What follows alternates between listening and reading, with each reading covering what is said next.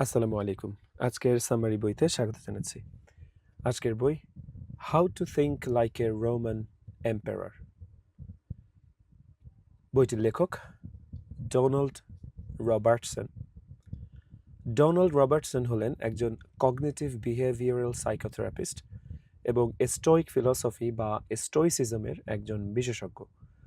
তিনি দেখিয়েছেন কিভাবে প্রাচীন রোমান সম্রাট মার্কাস অরেলিয়াসের জীবন দর্শন ব্যবহার করে আমরা আধুনিক জীবনের মানসিক চাপ ও বাধাগুলো জয় করতে পারি।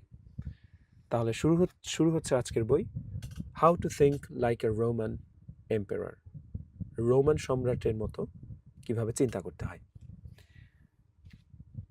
ইতিহাসে এমন খুব কম মানুষই আছেন যাদেরকে সব যুগের মানুষ সমানভাবে সম্মান করে। রোমান সম্রাট মার্কাস অরেলিয়াস তাদেরই একজন। তিনি শুধু একজন মহান শাসকই ছিলেন না, তিনি ছিলেন স্টোইসিজম বা স্টোইক দর্শনের অন্যতম শ্রেষ্ঠ চিন্তাবিদ। একজন সম্রাট হয়েও তিনি ভোগবিলাসে গা ভাসিয়ে দেননি, বরং জীবনকে খুব সহজ এবং নৈতিক দৃষ্টিভঙ্গিতে দেখেছেন। আজকের ভিডিওতে আমরা জানব কিভাবে একজন রোমান সম্রাটের মতো চিন্তা করে আপনিও আপনার জীবনের রাগ, হতাশা এবং মানসিক চাপগুলো দূর করে সত্যিকারের মানসিক শান্তি অর্জন করতে পারেন। চলুন শুরু করা যাক। প্রথম অধ্যায়, প্রকৃতির নিয়মের সাথে তাল মিলিয়ে চলা। স্টোইক শব্দটি শুনলেই অনেকে ভাবেন এমন কেউ যার কোনো আবেগ অনুভূতি নেই, কিন্তু এটি সম্পূর্ণ ভুল ধারণা। স্টোইসিজমের মূল কথা হলো প্রকৃতির নিয়মের সাথে তাল মিলিয়ে একটি নৈতিক বা ভার্চুয়াস জীবন কাটানো। স্টোইকরা বিশ্বাস করেন আমরা প্রকৃতি থেকে এসেছি এবং প্রকৃতিতেই ফিরে যাব। তাই জীবনে যা কিছু ঘটছে তা যেমন হওয়া উচিত ছিল সেভাবে চিন্তা না করে যেমনটা ঘটছে ঠিক সেভাবেই মেনে নেওয়া উচিত। এর মানে এই নয় যে স্টোইকদের কোনো পছন্দ নেই। অবশ্যই তারা দারিদ্র্যের চেয়ে সম্পদ এবং অসুস্থতার চেয়ে সুস্থতাকে প্রাধান্য দেয়, কিন্তু তারা মনে করেন পরিস্থিতি যেমনই হোক না কেন একজন মানুষের সব সময় নৈতিক ও বুদ্ধিমানের মতো আচরণ করা উচিত। মার্কাস অরেলিয়াস দেখেছিলেন যে অনেক ধনী ও ক্ষমতাবান মানুষ সস্তা আনন্দ খুঁজতে গিয়ে নিজেদের জীবন কিভাবে ধ্বংস করে ফেলে। দ্বিতীয় অধ্যায়, নৈতিকতার চর্চা। স্টোইক দর্শনে চারটি প্রধান ভার্চু বা নৈতিক গুণের কথা বলা হয়েছে। প্রথমটি প্রজ্ঞা বা উইজডম, এর পরেরটি নৈতিকতা বা মোরালিটি, তারপরেরটি সাহস বা কারেজ এবং সর্বশেষ পরিমিত বোধ বা মডারেশন।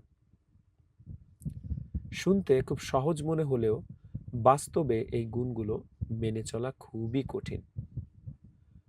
মার্কাস অরেলিয়াস ছোটবেলা থেকে মৃত্যু পর্যন্ত প্রতিদিন এই নীতিগুলো চর্চা করেছেন।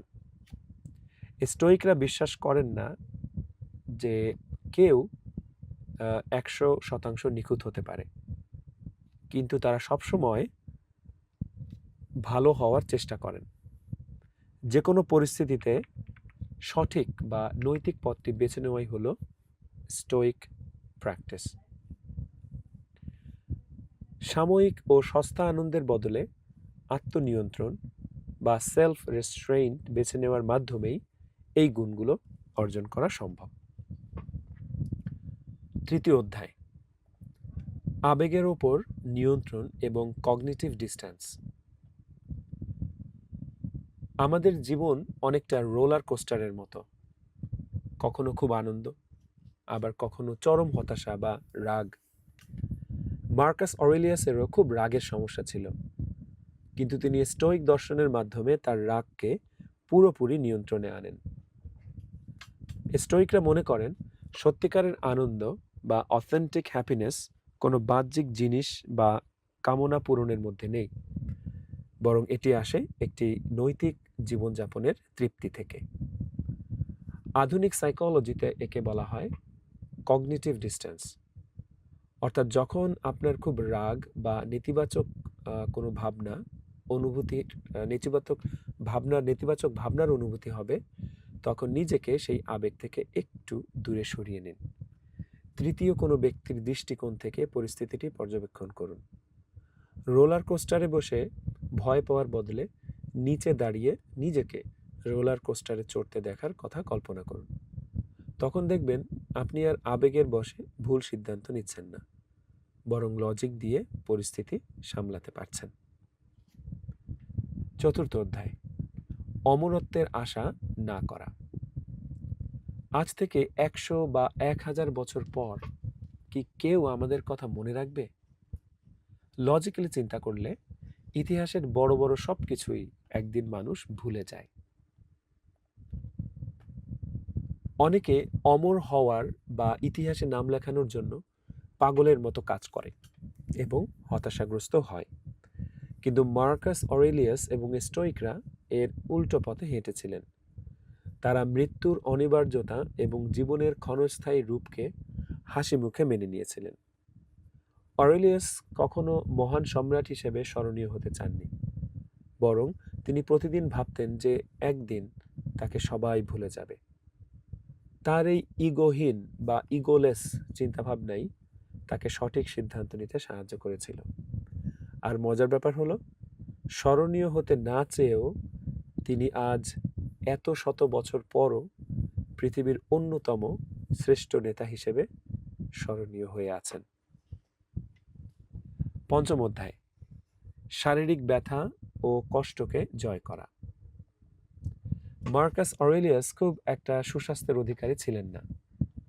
জীবনের শেষ দিকে তিনি বুক ও পেটের তীব্র ব্যথায় ভুগতেন, কিন্তু তিনি এই ব্যথাকে তার জীবন বা মেজাজ নিয়ন্ত্রণ করতে দেননি। স্টোইকরা বিশ্বাস করেন ব্যথা বা কষ্ট হয় তীব্র কিন্তু ক্ষণস্থায়ী হবে। অর্থাৎ স্টোইকরা বিশ্বাস করেন যে ব্যথা বা কষ্ট হয় তীব্র কিন্তু ক্ষণস্থায়ী হবে, অথবা দীর্ঘস্থায়ী কিন্তু সহনীয় হবে। কোনো ব্যথাই একই সাথে তীব্র এবং দীর্ঘস্থায়ী হতে পারে না। তাই ব্যথাকে ভয় না পেয়ে একে লজিক্যালি মেনে নিতে হবে। অরেলিয়াস তার ব্যথার সময় ধ্যান করতেন এবং ব্যথাকে শরীরের নির্দিষ্ট অংশেই আটকে রাখতেন, যাতে সেটা তার মনকে বিষাক্ত করতে না পারে। ষষ্ঠ অধ্যায়, স্বেচ্ছায় কষ্ট বরণ করা, ভলান্টারি হার্ডশিপ। আমরা সবাই আরাম ও আয়েশ পছন্দ করি, কিন্তু স্টোইকরা মনে করেন সব সময় সবকিছু আরামদায়ক হবে এমনটা ভাবা বোকামি। তাই তারা ভলান্টারি হার্ডশিপ বা স্বেচ্ছায় কিছু কষ্ট বরণ করার প্র্যাকটিস করতেন। যেমন গরম পানি থাকা সত্ত্বেও মাঝে মাঝে ঠান্ডা পানিতে গোসল করা, নরম বিছানার বদলে শক্ত মেঝেতে ঘুমানো বা সাধারণ খাবার খাওয়া। এর উদ্দেশ্য নিজেকে কষ্ট দেওয়া নয়, বরং খারাপ সময়ের জন্য নিজেকে মানসিকভাবে প্রস্তুত করা। আপনি যখন ছোট ছোট কষ্টগুলো হাসি মুখে মেনে নিতে শিখবেন, তখন জীবনের বড় বড় বিপদগুলোও আপনাকে সহজে কাবু করতে পারবে না। সপ্তম অধ্যায়, মেন্টর এবং কনস্ট্রাকটিভ ক্রিটিসিজম। সম্রাট হয়েও মার্কাস অরেলিয়াস তার চারপাশে এমন কিছু মানুষ রেখেছিলেন যারা তার ভুল ধরিয়ে দিতে বা গঠনমূলক সমালোচনা করতে পারত। একে বলা হয় কনস্ট্রাকটিভ ক্রিটিসিজম। কারণ তিনি জানতেন মানুষের নিজের ভুল নিজে ধরা খুব কঠিন। জীবনের শেষ দিকে যখন তার চারপাশে এমন কেউ ছিল না, তখন তিনি ইম্যাজিনারি মেন্টর বা কাল্পনিক মেন্টরের আশ্রয় নিতেন। কোনো সিদ্ধান্ত নেওয়ার আগে তিনি নিজেকে প্রশ্ন করতেন, আমার আদর্শ মেন্টর বা কোনো জ্ঞানী ব্যক্তি এই পরিস্থিতিতে কি করতেন? আপনার জীবনেও এমন একজন মেন্টর বা আদর্শ ঠিক করে নিন, যাকে আপনি যে কোনো বিপদে অনুসরণ করতে পারেন। অষ্টম অধ্যায়, অ্যান্টি রেটরিক বা সহজ ভাষায় কথা বলা। বর্তমান যুগে অনেকেই খুব কঠিন ও আবেগপূর্ণ শব্দ ব্যবহার করে তর্কে জেতার চেষ্টা করে। কিন্তু মার্কাস অরেলিয়াস এই পদ্ধতি পরিহার করে এন্টি রেটরিক বা খুব সহজ ও লজিক্যাল ভাষায় কথা বলতেন। তার কথায় কোনো ইমোশনাল ট্রিগার বা উস্কানি থাকতো না। তিনি মানুষের বিপক্ষে কথা না বলে মানুষের সাথে কথা বলতেন। আপনি যদি একজন রোমান সম্রাটের মতো চিন্তা করতে চান, তবে আপনাকে তার মতো কথা বলাও শিখতে হবে। এমন শব্দ ব্যবহার করুন যা বিবাদ বা তর্ক তৈরি না করে বরং সমাধান নিয়ে আসে। শেষ করছি আজকের বই। স্টোইকরা কোনো আবেগহীন বা বোরিং মানুষ নন। তারা শুধু সাময়িক আনন্দ ও কামনার চেয়ে নিজেদের চরিত্র ও নৈতিকতাকে বেশি গুরুত্ব দেন। প্রকৃতির নিয়মকে মেনে নেওয়া, আবেগের উপর নিয়ন্ত্রণ রাখা, স্বেচ্ছায় কষ্ট বরণ করা এবং মৃত্যুর অনিবার্যতাকে স্বীকার করার মাধ্যমেই মার্কাস অরেলিয়াস একজন কিংবদন্তি সম্রাট হয়ে উঠেছিলেন। এই স্টোইক দর্শন চর্চা করে আপনিও আপনার জীবনের কঠিন সময়গুলো হাসি মুখে পার করতে পারবেন। তো এই ছিল আজকের বই, how to think like a Roman emperor, the stoic philosophy of Marcus Aurelius. আশা করছি বইটি আপনাদের ভালো লেগেছে এবং বইয়ের যে দর্শন, শিক্ষা, সেগুলো আমাদের জীবনে আমরা যথাসম্ভব প্রয়োগ করে আমাদের জীবনকে আরও সুন্দর করে নিব। ভালো থাকুন, দেখা হচ্ছে পরের বইতে। বাই।